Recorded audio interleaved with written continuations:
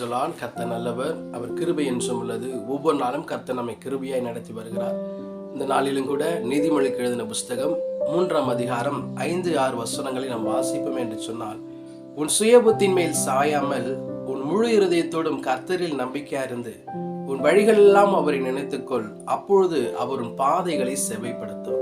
இங்க சாலமோன் ஞானி சொல்றாரு, என் பாதைகள் செவைப்படுத்த வேண்டும் என்று சொன்னால் நான் சுயபுத்தின் மேல் சாயாமல் என் வழிகளை அவர் நினைத்து கொள்ளும் போது, என் முழு இருதயத்தோடு அவர் மேல் நான் நம்பிக்கையா இருக்கும்போது கர்த்தர் என் வழிகளை செவைப்படுத்துகிறவராக இருக்கிறார். அப்படி என் சுயபுத்தின் மேல் நான் சாய்ந்து என் வாழ்க்கையில நான் நடப்பேன் என்று சொன்னால் என்னுடைய வாழ்க்கை எப்படியா இருக்கும்?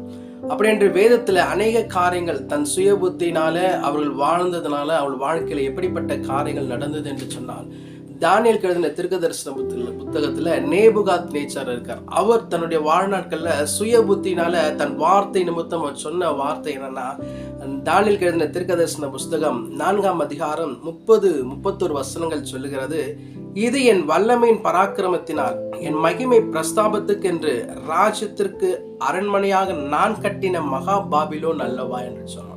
அவர் சொல்றாரு, இது நான் கட்டின மகா பாபிலோன் என்று சொல்லி அவர் சொன்ன அடுத்த நிமிடமே இந்த வார்த்தை ராஜாவின் வாயில் இருக்கும் போதே வானத்திலிருந்து ஒரு சத்தம் உண்டாகி, ராஜாவாகிய நேபுகாத் நேச்சாரே, ராஜ்யபாரம் உன்னை விட்டு நீங்கிட்டு சொல்றார். அவர் சொல்ற தன் சுய புத்தினால நான் கட்டின மகா பாபிலோன் என்று சொல்லி அவர் நினைத்தவர் சொல்லப்படும் போது உடனே வானத்திலிருந்து ஒரு சத்தம் வந்து, உன் ராஜ்யபாரம் நீங்கிட்டு என்று சொல்றார். இப்படி அவர் சுயபுத்தில சாயப்படும் போது கர்த்தருடைய சத்தத்தின் நிமித்தம் அவர் கீழே விழுகிறதை வாசிக்கிறோம். அப்படி தொடர்ந்து நாம் வாசிக்கப்படும் போது 34ஆம் வசனத்துல நேபுகாத் நேச்சார் சொல்றாரு, அந்த நாட்கள் சென்ற பின்பு நேபுகாத்தாகிய நான் என் கண்களை வானத்துக்கு ஏறெடுத்தேன், என் புத்தி எனக்கு திரும்பி வந்தது. அவர் சொல்றாரு, இப்படி சொன்னதுனால என் ராஜ்யபாரம் நீங்கிற்று, என் கண்களை நான் வானத்திற்கு எடுத்த போது என் புத்தி எனக்கு திரும்பி வந்தது என்று சொல்லி,